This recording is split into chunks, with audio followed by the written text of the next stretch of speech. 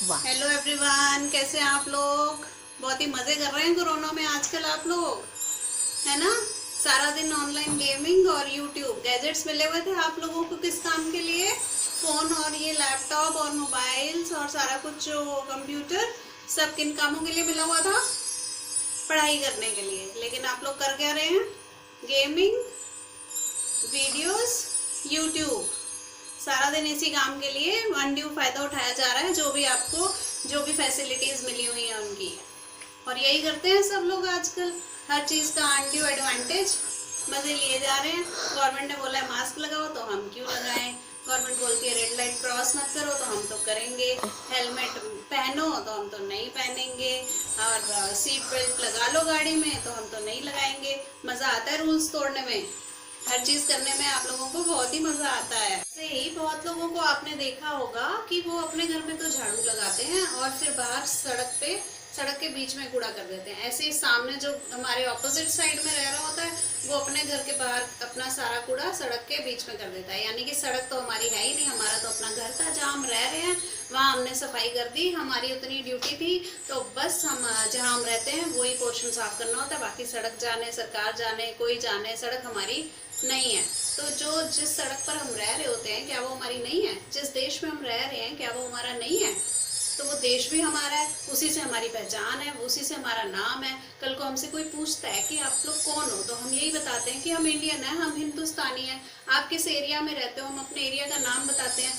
लेकिन जब साफ सफाई की बात आती है, गंदगी फैलाने की बात आती है, तो फिर हमें सिर्फ अपना घर दिखता है, अपना कमरा दिखता है। जो हमारे फैमिली मेंबर्स होते हैं उन्हीं का हम हित सोचते हैं, बाकी हम कुछ नहीं सोचते। ऐसे बहुत से लोग हैं, ऐसे आपने देखे भी होंगे।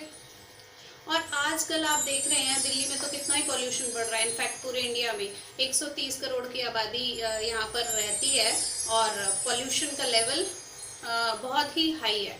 अब हमें सांस लेना भी मुश्किल हो रहा है। पानी के लिए हम बड़े परेशान हैं। आजकल घरों में पानी नहीं आता है, कोई टाइम मिलता है पानी के आने का, सुबह आएगा, शाम को आएगा। या फिर कई इंडिया में ऐसे बहुत सी जगहें हैं जहाँ पर पानी लेने के लिए लोगों को कई कई किलोमीटर तक दूर जाना पड़ता है। तो आज हमारी ये हालत हो गई है कि हम जो है सिर्फ अपने घर के बारे में सोच रहे हैं। बाहर हम पार्क्स में गंद मचा देते हैं, पानी हम वेस्ट कर देते हैं, इलेक्ट्रिसिटी और ये सब जितने भी हमारे कम्युनिटी रिसोर्सेज हैं, हम इनके बारे में सोचते ही नहीं, क्योंकि हमें लगता है ये तो हमारे हैं ही नहीं। चाहे वो हमारे घर की बाहर की सड़क हो, हम उस पर भी गंद मचा देते हैं, कहीं भी बाहर हम थूक देते हैं। तो क्या आप चाहते हैं कि हर टाइम गवर्नमेंट हमारे ऊपर पेनल्टी लगाए रखे? जैसे कि रेड लाइट क्रॉस करने पे गवर्नमेंट लगा देती है, मेट्रो में आजकल लग दिया कि अगर स्पिटिंग किया तो इतना फाइन लगेगा। गवर्नमेंट सोचती है कि जो ह्यूमंस हैं, जिनके ऊपर वो अपने सिटीजन्स हैं, जिनके ऊपर वो इतना पैसा लगा के खर्चा करके उन्हें पढ़ा रहे हैं, और यूनिवर्स ने एक जो इतनी इंटेलिजेंट क्रिएटिविटी दी है, ह्यूमन बीइंग जिसके पास माइंड है। आप समझते हो ना, हम लोगों के पास माइंड है, जानवरों के पास नहीं है वो चीज़। हम लोग जो है ब्रेन से अपने बहुत चीज़ें क्रिएट कर सकते हैं जो और कोई नहीं कर सकता। तो एक इतनी इम्पॉर्टेंट क्रिएटिविटी जो है वो अपने माइंड को इस तरह से मिसयूज़ कर रही है और कुछ क्रिएटिविटी करने की बजाय डिस्ट्रक्शन कर रही है। तो कुछ कंस्ट्रक्टिव होना चाहिए लेकिन डिस्ट्रक्टिव हो रहा है। आज पोल्यूशन बहुत है, पानी बहुत गंदा है, धरती बहुत गंदी है, हर चीज़ ही, हर तरफ ही हमारा पोल्यूशन ही पोल्यूशन है। तो ऐसा क्यों हो रहा है? क्या गवर्नमेंट हर चीज़ के लिए पेनल्टी लगा लगा के आपके सर पे डंडा रखे? इतने माइंडफुल लोगों के ऊपर डंडा रखा जाए, वो अपने माइंड से खुद नहीं सोच सकते?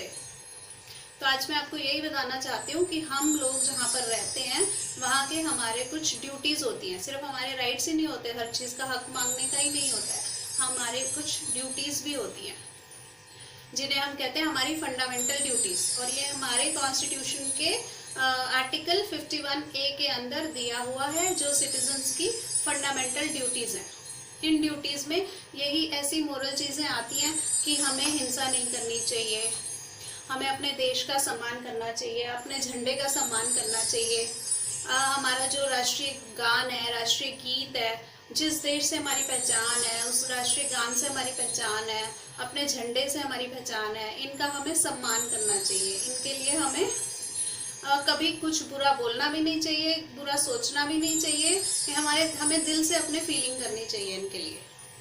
जैसे मान लो आपके पेरेंट्स हैं, तो आप अपने पेरेंट्स के लिए हमेशा प्रोटेक्टिव रहते हैं ना, कि कोई बाहर का आदमी अगर आप उन्हें रिस्पेक्टफुली उनके साथ बिहेव करते हैं और उनके लिए रिस्पेक्टफुली फील करते हैं और उनके बारे में रिस्पेक्टफुली औरों से बात करते हैं, तो बाहर के किसी आदमी की हिम्मत नहीं होती कि वो हमारे घर के बारे में, हमारे पेरेंट्स के बारे में, किसी के बारे में कुछ गंदा बोल सके।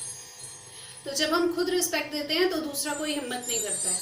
लेकिन अगर हम खुद उनके बारे में बुरा बोल रहे हैं, तो इसी तरह अगर हम अपने देश के बारे में बुरा फील करेंगे या बुरा सोचेंगे या खुद उनका रिस्पेक्ट नहीं करेंगे, तो बाहर वाले तो डिसरिस्पेक्ट करेंगे ही करेंगे। उनको क्या ज़रूरत है रिस्पेक्ट करने की। तो हमारी अपनी रिस्पेक्ट हमारे अपने हाथ में है। तो ये हमारी मोरल ड्यूटी है कि हम अपने देश का सम्मान करें, अपने झंडे का सम्मान करें, अपने नेशनल एंथम का सम्मान करें, अपने लोगों का सम्मान करें, ह्यूमैनिटी में बिलीव करें, ब्रदरहुड में बिलीव करें, यूनिवर्सल ब्रदरहुड में बिलीव करें। यानी कि हम जो है भेदभाव की भावना को अपने मन से मिटा दें। जो कोई कास्ट क्रीड, जो हिंदू मुस्लिम सिख ईसाई या और कोई कास्ट है क्रीड है, उन भेदभावों में ना पढ़ करके दूसरे कल्चर्स के बारे में जानने की कोशिश करें। जानने से क्या होता है? जानने से होता है कि हम लोग और इंटेलिजेंट बनते हैं और हमारी नॉलेज और बढ़ती है। तो जब हमारी नॉलेज बढ़ती है तो हम ही इंटेलिजेंट होते हैं। तो हमें कभी भी ये किसी के भड़कावे में नहीं आना चाहिए। लोगों के सेल्फिश रीजंस की वजह से हमें कोई ऐसे पॉलिटिकल काम नहीं करने चाहिए जिससे कि दंगा फसाद हो, कोई हिंसा हो, कोई वायलेंस हो, कोई राइट्स हो।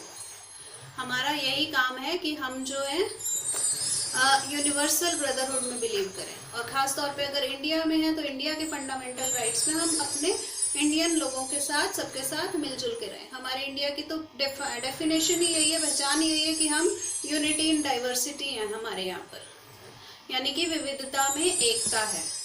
तो उसका मतलब यही है कि हम इतने सारे कल्चर्स का संगम यहाँ पर है और सबको मिल करके रहना चाहिए।